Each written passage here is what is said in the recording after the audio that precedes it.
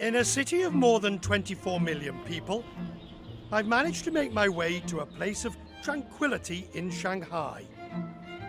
A place where traditions still play out.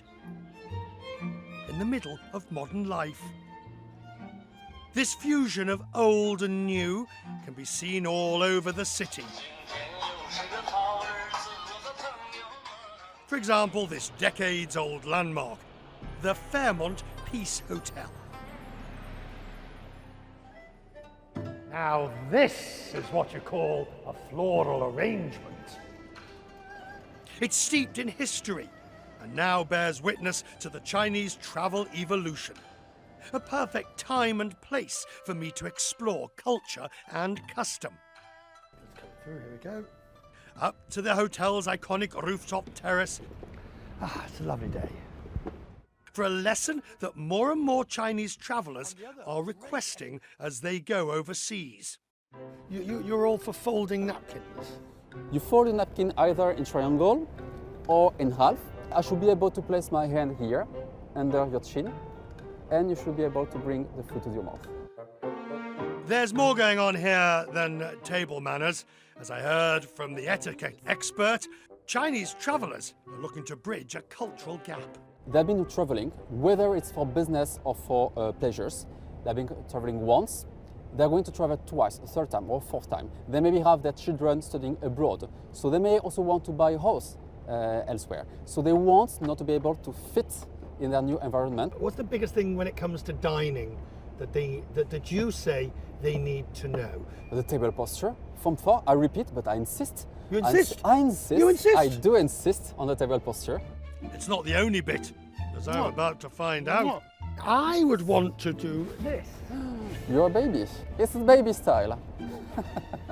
You are sitting there in an extremely uncomfortable looking position. Definitely not. It's a matter of getting used to it or not. Is it ever permissible to eat with your fingers? Can we do this? Well, you can if you really want to. Can we do this? If you're a lady, probably not. Even if you're a man. Well, I don't know. Sorry, I'm wearing comfortable shoes. We have a crisis. I have dropped my napkin on the floor. Terrible. Don't ask. The hotel spa seems an excellent place to slouch. And thanks to a popular Chinese payment app, travellers can use spa trips, amongst other things, to earn airline miles. The app's called Miles Life, and as China's travelling population explodes, the app is growing too. Miles. Yeah. Wonderful Miles. Don't mind me as I give Miles Life a real test run with the creator Troy Liu.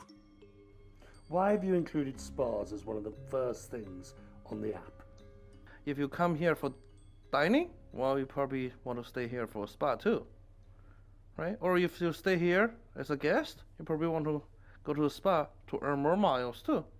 How many miles have you got? I would say it's more than 100 million. What your app has done is very cleverly link the spending to the miles in an easy way, correct? This is the best way to connect the low frequency behavior, where basically, flying is relatively low frequency for most people. Right. Yeah, but now every time you pull out this app to think where to eat and to pay to earn miles, you actually think about this airline.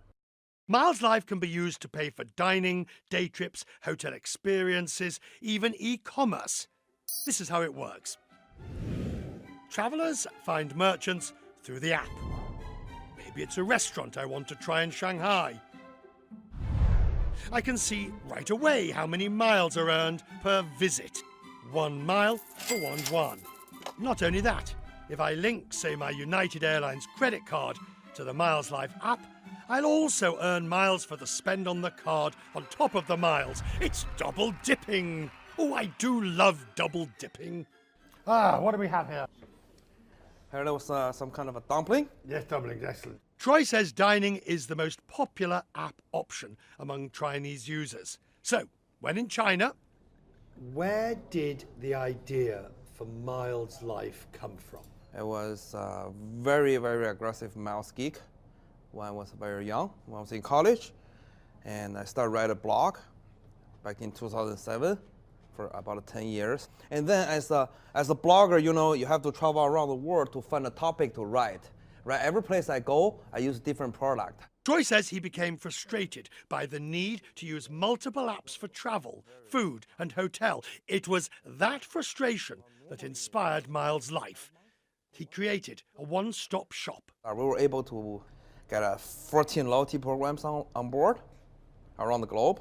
What's interesting about this is the quality airlines that you're getting miles from. So Christopher, Singapore, Anna, British Airways. Are you still a mileage geek? Yes, always. That's the only thing I do in my life. Right now, the app is limited to 7 cities in China and parts of Singapore. Well, I'm hoping to expand worldwide eventually, as because miles is a concept, is a universal concept. Isn't that right? We started this month's Business Traveller with the view from the Bund in daylight. But this is how you've really got to see Shanghai in all its modern-day glory. The shining lights of the city coming alive, perhaps a metaphor for the travel revolution across this country and its impact around the world.